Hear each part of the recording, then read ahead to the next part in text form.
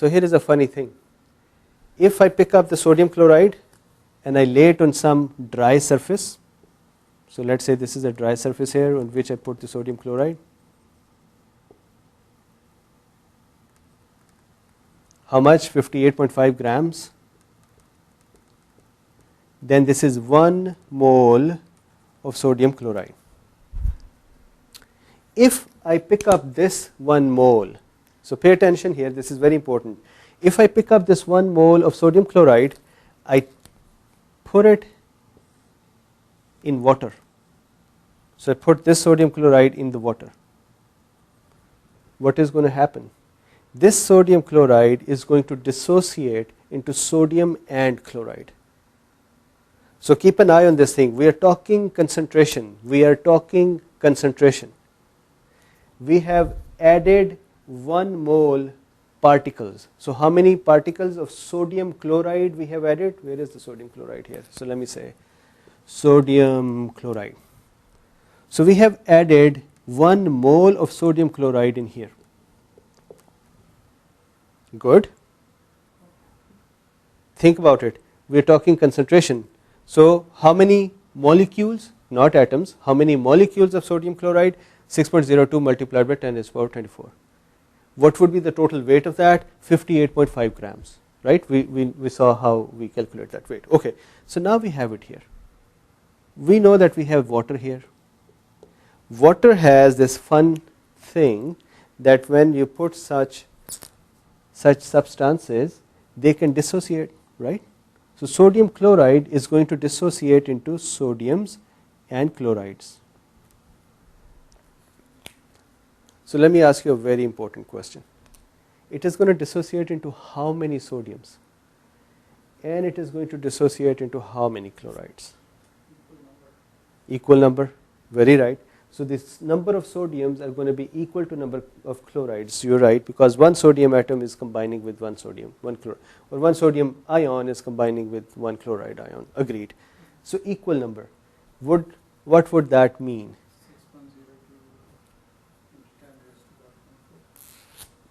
Total? Each. So that is the correct answer. So here, very good. So this number of sodium will be 6.02 multiplied by 10 to the power 24. Number of chlorides will be 6.02 multiplied by 10 to the power 24. So can I say that actually if you just keep an eye on the concentration has doubled as compared to the sodium chloride molecules? So let me simplify it. If I simplify it, here is the beaker. Let's say we take 1 sodium chloride. So 1 sodium chloride means what?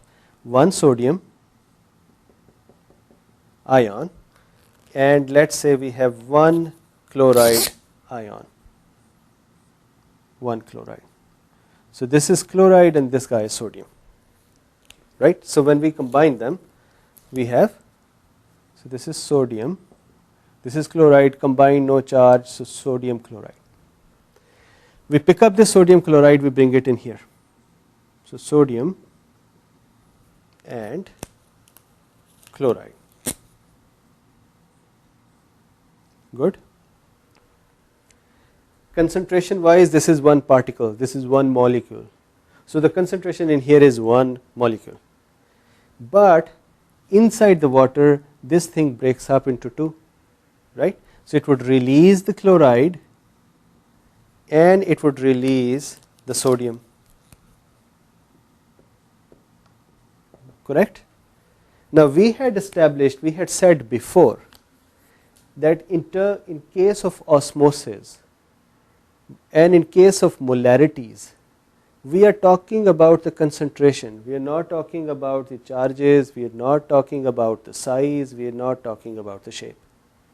So here 1 molecule has become dissociated in 2 molecules. So can I say that the concentration was 1 before dissociation, and after dissociation we have 2 particles? So concentration has become doubled.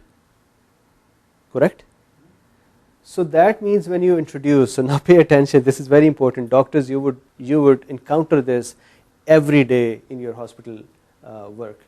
When you introduce sodium chloride inside a fluid compartment, that quantity of sodium chloride is going to dissociate it into two ions, and it would double up. Well, I should say almost double up, because about 93%, remember in our previous lecture we talked about the coefficient for the dissociation. So sodium chloride does not 100% dissociate. So if you put 100 molecules of sodium chloride, they do not give 100 molecules of sodium and 100 molecules of chloride. About 93 molecules of sodium and about 93 molecules of chloride, and remaining stays as sodium chloride. But in practice, usually we do not care too much about that. We will care today for our calculations, but you can ignore it. So when you put sodium chloride in water, every one molecule of sodium chloride is going to give double the concentration. Good? Okay. If I put, let's say, one glucose molecule. So glucose has 6 carbons and hydrogens and oxygens, right? If I put one glucose in here, glucose does not dissociate. So one glucose particle is going to stay as one glucose particle, and it is going to be counted as one particle concentration. So one glucose, if you introduce one glucose in this substance and you introduce one sodium chloride, you would actually end up with 3 particles, because sodium chloride is going to dissociate it into 2, glucose is going to stay the same, right? Okay, so now we understand what do we get. The important thing to understand is that the osmosis is a concentration related measurement. It is not a weight related measurement, or it is not a shape related measurement, or size related measurement, or charge related measurement. It is particle concentration. That is what makes the water move from one compartment to the other compartment. Okay, so now let's try to understand what is osmolarity. So osmolarity means if I have a container which has some fluid, we do not know how much fluid, but it has water. So this is water. If in this water I put 1 mole of a substance, it should be equally distributed. I am just making it like this over here. So 1 mole of a substance. What does that mean? So we just talked about it. If I have sodium, if I take 22.9 grams of sodium, which means how much concentration? 6.02 multiplied by 10 to the power 24. That concentration is not going to vary.